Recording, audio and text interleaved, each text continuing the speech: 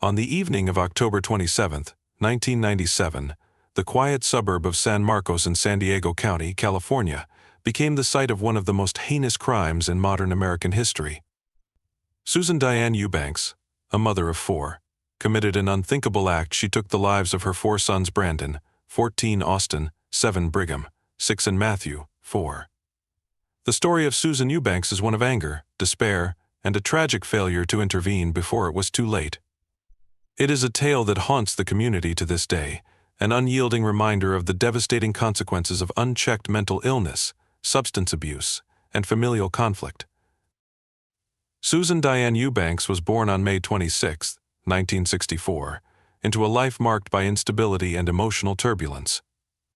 While details of her early life are sparse, those who knew her described her as a person deeply affected by her circumstances, prone to emotional outbursts, and difficulty managing relationships. Her formative years were punctuated by periods of rebellion and conflict, setting the stage for a lifetime of strained interactions with those around her. As she grew older, Susan's struggles intensified. She married young, and by her early 20s, she was a mother navigating the complexities of adulthood with limited support. Her relationships with the fathers of her children were tumultuous, defined by arguments, infidelity, and accusations on both sides. Her emotional state, already fragile, began to deteriorate under the weight of these conflicts. By the 1990s, Susan was a single mother raising 4 boys on her own. The weight of financial strain, coupled with the emotional toll of failed relationships, began to take its toll. Her friends and family noticed alarming changes in her behavior. She became increasingly erratic, prone to fits of rage, and reliant on alcohol and prescription drugs to cope with her mounting stress. In the weeks leading up to the murders, the signs of Susan's unraveling were impossible to ignore. She had recently broken up with her boyfriend, a volatile relationship that had been marked by intense arguments and physical altercations. The separation left Susan feeling abandoned and humiliated, exacerbating her already precarious emotional state. Adding to her stress was an ongoing custody dispute with the fathers of her children. These battles were deeply contentious, filled with accusations and counter-accusations that only deepened Susan's feelings of anger and resentment. She began to view her children not as individuals she loved and cared for, but as pawns in a game of revenge against the men who had wronged her. During this period, Susan's substance abuse escalated. She drank heavily and frequently used prescription drugs, a dangerous combination that clouded her judgment and heightened her volatility. Friends and family members later reported that she often spoke in dark, ominous tones, expressing feelings of hopelessness and bitterness toward the people in her life. Despite these warning signs, no one intervened. Susan's emotional instability went unchecked, and her mounting anger began to coalesce into a horrifying plan. She started to vocalize threats, warning those around her that she would harm herself and her children. Tragically, these warnings were dismissed as empty threats until it was too late. The evening of October 27, 1997, began unremarkably in the Eubanks household. Susan had been drinking heavily throughout the day, her anger simmering just beneath the surface. That night, she sent her niece, who had been staying with the family, out of the house. Whether this was a calculated move or an impulsive decision is unclear, but it ensured that she would be alone with her 4 sons. As the evening wore on, Susan retrieved a .38 caliber revolver from her bedroom. The weapon, which she had acquired during one of her tumultuous relationships, became the instrument of unimaginable violence. Her actions over the next several hours defy comprehension, revealing a mind consumed by rage and despair. One by one, Susan called her sons into different rooms of the house. Brandon, her eldest at 14 years old, was the first to be killed.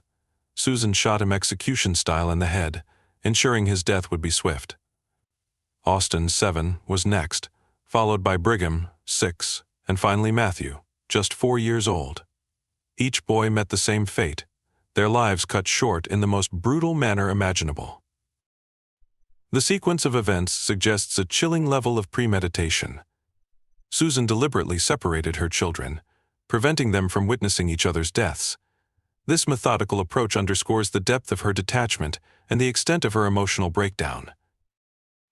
After killing her sons, Susan turned the gun on herself, firing a single shot into her abdomen.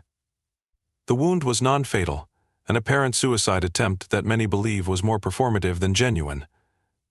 Whether she intended to die that night or merely wanted to create the appearance of remorse remains a point of debate. The horrifying scene was discovered later that night when Susan's estranged boyfriend, alarmed by their earlier argument and her increasingly erratic behavior, called the police to request a welfare check. When officers arrived at the Eubanks home, they were met with a nightmare.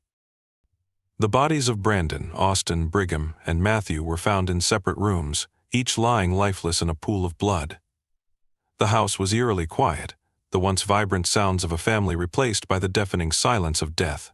Toys, clothes, and everyday household items lay scattered among the bloodstains, a haunting juxtaposition of childhood innocence and unimaginable violence. Susan was found alive but gravely injured.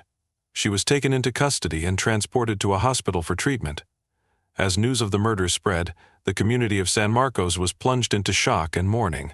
Friends, neighbors, and classmates struggled to comprehend how such a tragedy could occur. Susan Eubanks' trial began in 1999, drawing national attention for its shocking details and the broader questions it raised about domestic violence, mental health, and the limits of parental authority. The prosecution painted a damning picture of Susan as a cold-blooded killer who had methodically planned and executed the murders of her children. They argued that her actions were motivated by spite and a desire for revenge against the men in her life. The defense, meanwhile, portrayed Susan as a deeply troubled woman whose actions were the result of severe depression, substance abuse, and years of emotional trauma. They argued that she was in a state of diminished capacity, unable to fully comprehend the enormity of her actions. The jury, however, was unmoved by the defense's arguments.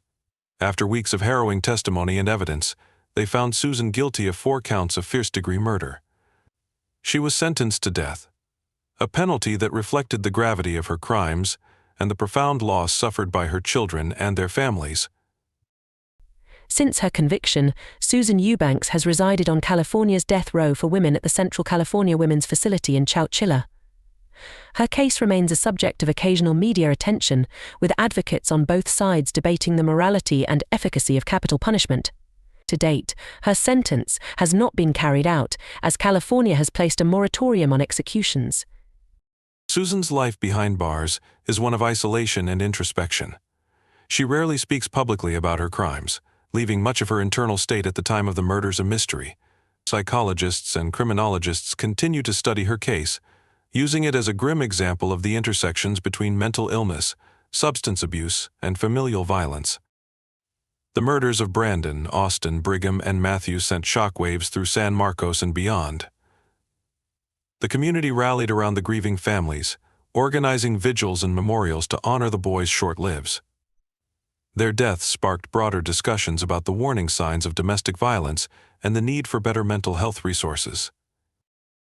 For many, the case of Susan Eubanks remains a cautionary tale, a stark reminder of what can happen when despair and anger go unchecked. It challenges society to look more closely at the systems in place to protect vulnerable families and to ask whether more could have been done to prevent such a tragedy. The loss of Brandon, Austin, Brigham, and Matthew is a wound that time has struggled to heal. Their faces, forever preserved in photos from a time when life seemed innocent, haunt the memories of those who knew them. They were children full of promise. Brandon, the eldest, was a teenager navigating the complexities of adolescence. Austin and Brigham, close in age, were inseparable brothers with boundless energy and curiosity. Matthew, the youngest, was still discovering the world, a toddler full of wonder. Their lives were stolen not only from them but from the future they might have had. Their deaths resonated far beyond the confines of San Marcos. Schools across the county held moments of silence. Neighbors who had once heard the laughter of children playing in the Eubanks' backyard found only silence and grief in its place. The boys' absence became a painful reminder of the tragedy's sheer scale and the failure to intervene in time. For the fathers of the boys, the loss was immeasurable. Their grief was compounded by the knowledge that their disputes with Susan may have played a role in her spiraling instability. In interviews years after the murders, they described the enduring pain of living without their sons, the guilt that gnawed at them, and the unanswerable question of whether anything could have been done to save them. The case prompted significant public reflection on the systems that failed Susan Eubanks and her children. How had such clear warning signs gone unnoticed? Susan had made threats, exhibited erratic behavior, and openly struggled with addiction and emotional instability. Despite this, no meaningful intervention occurred. Friends and family, while undoubtedly concerned, either did not recognize the severity of the danger or felt powerless to act. Law enforcement, though aware of Susan's past incidents, had no mechanisms to preemptively intervene. Mental health professionals also examined the case closely, noting its tragic overlap of untreated depression, substance abuse, and unresolved trauma. Susan had been crying out for help in her own destructive way, but her cries were either dismissed or misunderstood. The case became a rallying cry for better mental health resources, particularly for single parents facing significant stressors. In the years following the murders, domestic violence organizations and mental health advocates used the case as a grim example of the consequences of societal neglect. Laws and policies regarding custody disputes, firearm access, and interventions for at-risk individuals came under intense scrutiny. While no singular policy could have prevented the tragedy, the Eubanks case highlighted the interconnected factors that create an environment where such violence can occur. The role of firearms in the case also fueled debates around gun control. The .38 caliber revolver Susan used was legally owned, raising questions about how access to firearms intersects with mental health crises. Advocates called for stricter background checks and more comprehensive systems to flag individuals who pose a risk to themselves or others. Even decades later, the story of Susan Eubanks remains shrouded in unanswered questions. What thoughts raced through her mind as she carried out the unthinkable? Was there a moment of hesitation, a flicker of realization about the horror she was unleashing? And perhaps most haunting of all, could this have been prevented? Psychologists continue to analyze the case, offering theories but no definitive answers. Susan's combination of depression, substance abuse, and rage created a perfect storm of destructive behavior. But these factors alone cannot fully explain the incomprehensible decision to take the lives of her own children. The truth, as is often the case in such tragedies, may lie buried in the complexities of Susan's mind accessible only to her. In the aftermath of the murders, community members rallied to ensure the boys were remembered not for the way they died but for the lives they lived. A small memorial was erected in their honor, a place where friends, neighbors, and strangers alike could pay their respects. Over time, it became a gathering point for reflection and mourning, a physical manifestation of the community's grief and resilience. Schools where the boys had been students planted trees in their memory, each one a living symbol of the children who would never grow to adulthood. These acts of remembrance served as small comforts to a grieving community, a way to channel pain into something constructive. The story of Susan Eubanks and her 4 sons is a chilling reminder of the fragility of human connections and the devastating consequences when those connections are severed by violence. It forces us to confront uncomfortable truths about the darkness that can lurk within the human psyche and the societal failures that allow such darkness to manifest. For those who lived through the tragedy, the scars remain. The surviving family members, neighbors, and friends carry the weight of that October night in 1997, their lives forever altered by an act of unimaginable betrayal. But they also carry a determination to ensure that the lessons of the Eubanks case are not forgotten. The murders committed by Susan Eubanks are a harrowing tale of despair, anger, and systemic failure. They are a stark reminder of the importance of mental health awareness, community vigilance, and early intervention in the lives of those at risk. As we remember Brandon, Austin, Brigham, and Matthew, we are reminded of the preciousness of life and the responsibility we all share in protecting it. The echoes of that tragic night in San Marcos continue to reverberate, urging us to learn from the past to prevent similar tragedies in the future. While no amount of reflection can undo the pain and loss, it is through these painful lessons that we can honor the memory of the boys whose lives were taken far too soon.